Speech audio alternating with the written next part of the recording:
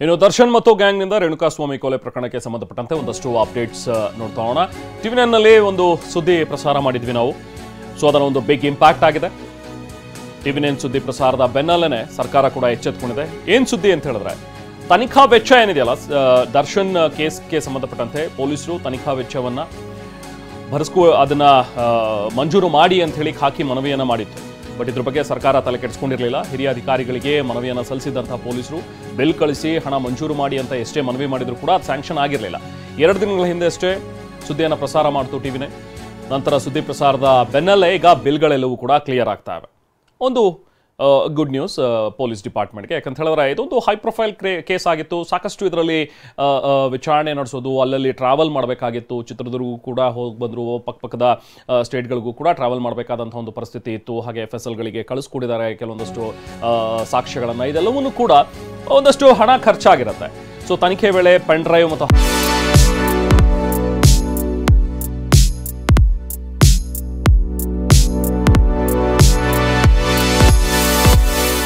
Hard ಡಿಸ್ಕ್ಗಳನ್ನು ಖರೀದಿ ಮಾಡಿದ್ದು. So pen drive ಮತ್ತು ಹಾರ್ಡ್ ಡಿಸ್ಕ್ ಖರೀದಿಗೆ ಅಂತ 2 ಲಕ್ಷ ಖರ್ಚಾಗಿದೆ ಅಂತ ಆಲ್ರೆಡಿ. ಇದರಲ್ಲಿ ಆರೋಪಿಗಳನ್ನು ಚಿತ್ರದುರ್ಗಕ್ಕೆ ಕರ್ಕೊಂಡು ಹೋಗಿ ಅಲ್ಲಿ ಸ್ಥಳ ಮಹಜರ್ ಮಾಡಿದ್ದು, ಜೊತೆಗೆ ಕರೆದೊಯ್ಯುವಾಗ ಮಧ್ಯದಲ್ಲಿ ಊಟ ತಿಂಡಿ ಅದರ ಖರ್ಚನ್ನು ಕೂಡ ಭರಿಸಬೇಕಾಗತ್ತೆ. ಸೊ ಒಟ್ಟು ತನಿಖೆ ವೇಳೆ ಸುಮಾರು ಒಂದು 2.5 ಲಕ್ಷ ರೂಪಾಯಿಯಷ್ಟು ಖರ್ಚಾಗಿದೆ ಅಂತ ಇದುವರೆಗೂ ಕೂಡ ನಮಗೆ ಸಿಕ್ಕಿರುವಂತಹ ಒಂದು ರಫ್ ಒಂದು ಅಂದಾಜು 1 ಲಕ್ಷ ಒಂದು ಖರ್ಚಿನ ಒಂದು ಡೀಟೇಲ್ಸ್ ಅಂತ ನೋಡೋದಾದ್ರೆ. ಸೊ ಇದ್ಯಾವುದೂ ಕೂಡ ಇನ್ನೂ ನಾವು ಬಿಲ್ ಕೊಟ್ಟರು ಸ್ಯಾಂಕ್ಷನ್ ಆಗಿಲ್ಲ ಅನ್ನುವಂಥದ್ರ ಬಗ್ಗೆ ಪೊಲೀಸರು ಕೂಡ ಒಂದು ದುಃಖವನ್ನು ಹೇಳ್ಕೊಂಡಿದ್ರು. ಸೊ ಇದ್ರ ಬಗ್ಗೆ ಟಿವಿ9 ಕೂಡ ವರದಿಯನ್ನು ಪ್ರಸಾರ ಮಾಡಿತ್ತು. ಕೊನೆಗೂ ಈಗ ಸರ್ಕಾರ ಬಿಲ್ಗಳನ್ನು ಕ್ಲಿಯರ್ ಮಾಡಿದೆ. ಮತ್ತಷ್ಟು ಡೀಟೇಲ್ಸ್ ನಮ್ಮ ಪ್ರತಿನಿಧಿ ಜಗದೀಶ್ ನೀಡ್ತಾರೆ. ಜಗದೀಶ್, ಈಗ ಕೊನೆಗೂ ಟಿವಿ9 ಸುದ್ದಿ ಪ್ರಸಾರವಾದ ತಕ್ಷಣ ಬಿಲ್ಗಳೆಲ್ಲವೂ ಕೂಡ ಕ್ಲಿಯರ್ ಆಗಿದೆ. ಸೊ ಏನು ಸಿಗ್ತಾ ಇದೆ ಈಗ ಅಪ್ಡೇಟ್ಸ್?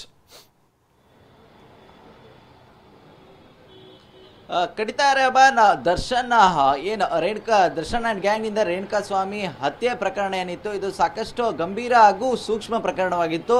ಈ ಪ್ರಕರಣದ ತನಿಖೆಯನ್ನ ಹೊತ್ತಿದ್ದಂತಹ ಪೊಲೀಸರು ಸಾಕಷ್ಟು ಸೂಕ್ಷ್ಮವಾದಂತಹ ಒಂದು ತನಿಖೆಯನ್ನ ಮಾಡಿದ್ರು. ಜೊತೆಗೆ ಈ ಪ್ರಕರಣಕ್ಕೆ ಸಂಬಂಧಿಸಿದಂತೆ ಒಂದಿಷ್ಟು ಸಾಕ್ಷಿಗಳನ್ನ ಕಲೆ ಹಾಕುವಂತ ನಿಟ್ಟಿನಲ್ಲಿ ಟೆಕ್ನಿಕಲ್ ಮೊರೆ ಹೋಗುವಂತಹ ಸಂದರ್ಭದಲ್ಲಿ ಹಲವು ವಸ್ತುಗಳನ್ನ ಖರೀದಿ ಆಗಿರ್ಬೋದು, ಜೊತೆಗೆ ಆರೋಪಿಗಳು ಏನು ಬೇರೆಡೆ ಕರೆದುಕೊಂಡು ಹೋಗುವಂಥದ್ದು, ಬೇರೆ ಜಿಲ್ಲೆಗೆ ಈ ರೀತಿಯಾದಂತಹ ಒಂದು ಪ್ರಯಾಣವನ್ನ ಮಾಡುವಂಥದ್ದು, ಈ ಸಂದರ್ಭದಲ್ಲಿ ಸಾಕಷ್ಟು ವೆಚ್ಚ ಆಗಿತ್ತು. ಈ ವೆಚ್ಚದ ಏನು ಹಣವನ್ನ ಮಂಜೂರು ಮಾಡುವಂತೆ ಹಿರಿಯ ಅಧಿಕಾರಿಗಳಿಗೆ ಪತ್ರವನ್ನು ಕೂಡ ಬರೆದಿದ್ರು. ಎಲ್ಲ ಒಂದು ಕಡೆ ತನಿಖಾಧಿಕಾರಿಗಳಿಗೆ ಈ ಸಂದರ್ಭದಲ್ಲಿ ಒಂದು ಆರ್ಥಿಕ ಸಂಕಷ್ಟ ಎದುರಾಗಿದೆಯಾ ಅನ್ನುವಂಥ ಒಂದು ಅನುಮಾನ ಕೂಡ ಮೂಡಿತ್ತು. ಈ ಸಂದರ್ಭದಲ್ಲಿ ಇದನ್ನ ಟಿವಿ9 ಸುದ್ದಿ ಕೂಡ ಪ್ರಸಾರ ಮಾಡಿತ್ತು. ಎಲ್ಲ ಒಂದು ಕಡೆ ಪತ್ರ ಬರೆದ ಬೆನ್ನಲ್ಲೇ ಏನು ಈ ರೀತಿಯಾಗಿ ತನಿಖಾಧಿಕಾರಿಗಳಿಗೆ ಆರ್ಥಿಕ ಸಮಸ್ಯೆ ಆಗಿದೆಯಾ ಅನ್ನುವಂತ ಅನುಮಾನ ಕೂಡ ಮೂಡ್ತಾ ಇರುವಂತಹ ನಿಟ್ಟಿನಲ್ಲಿ ಕೊನೆಗೂ ಈಗಾಗಲೇ ಟಿವಿ9 ನಲ್ಲಿ ಸುದ್ದಿ ಪ್ರಸಾರವಾದ ಬಳಿಕವಾಗಿ ಬಿಗ್ ಇಂಪ್ಯಾಕ್ಟ್ ಆಗಿರುವಂತದ್ದು.